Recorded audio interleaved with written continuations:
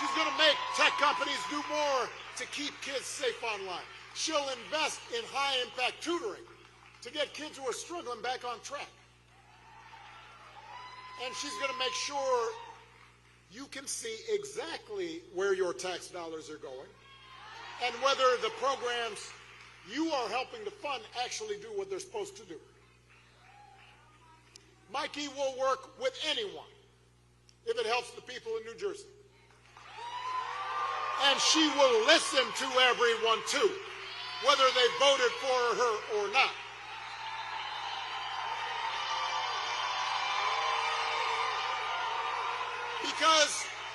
Because she knows that if we want to make progress on the things we care about, we have to be able to disagree without calling each other nasty names or demonizing each other.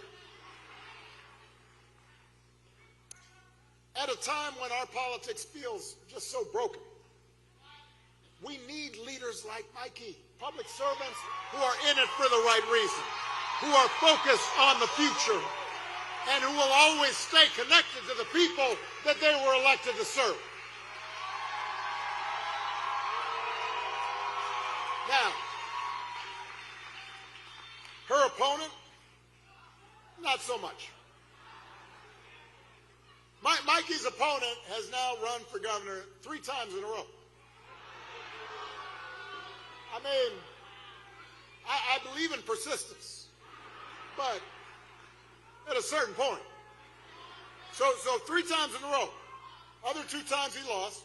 So this time his strategy is to suck up to the Republicans in Washington. So Donald Trump called Mikey's opponent 100% MAGA.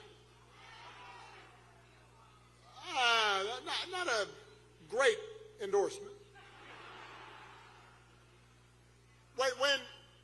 When he was asked to give the Trump administration a grade, Mikey's opponent said they deserved an A. Don't boo. I mean, I know there's been great inflation, but really, an A. This is the best we could do. These are the same folks who put secret war plans in a group chat. You don't think there's anything they could be doing better? No room for improvement? Jersey, we don't need a governor who puts party and ideology ahead of the people that elected that governor. You deserve a governor who's going to think for herself and work for you. A governor who will create jobs and not cut them. A governor who will lower costs and not raise them. A governor who will bring people together and not divide them. A governor who will do right for the people of New Jersey no matter what anybody in Washington thinks. You deserve a governor like Mikey Sherrill.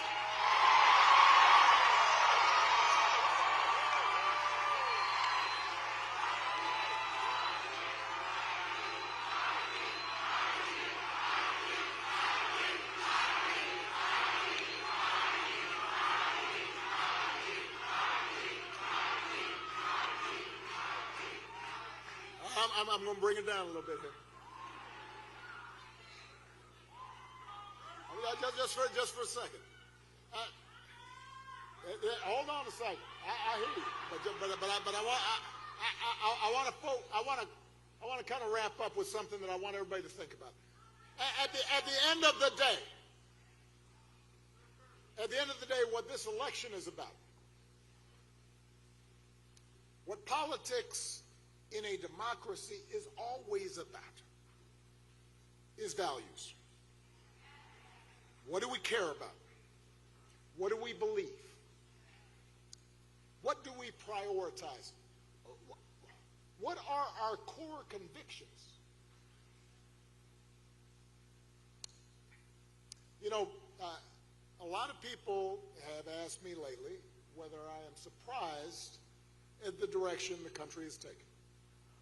And even though I'm the hope and change guy, I want to be honest with them. And so I admit to them that I have cause for deep concern. I admit to them that I'm worried about how quickly basic democratic rules and norms have been weakened. I'm worried about how willing Republicans in Congress have been to abdicate their role as members of a co-equal branch of government, and how they refuse to buck the president even when they know he's out of line. Even when a lot of them privately admit that power is being abused in ways that will hurt their constituents, that will hurt the country. I worry about a Supreme Court that so far at least has shown no willingness to check this administration's excesses. Even when those actions break all legal precedent and seem to defy the bedrock principle that no one's above the law. I worry about the growing concentration of economic power in the country, with just a handful of mega billionaires and companies controlling what we see and what we hear. And I worry about how much that economic power distorts our political process. I worry about how readily, not just business leaders, but others with influence in law firms and universities, have been willing to bend the knee to this president's autocratic impulses to avoid retribution or protect profits or just to avoid controversy. But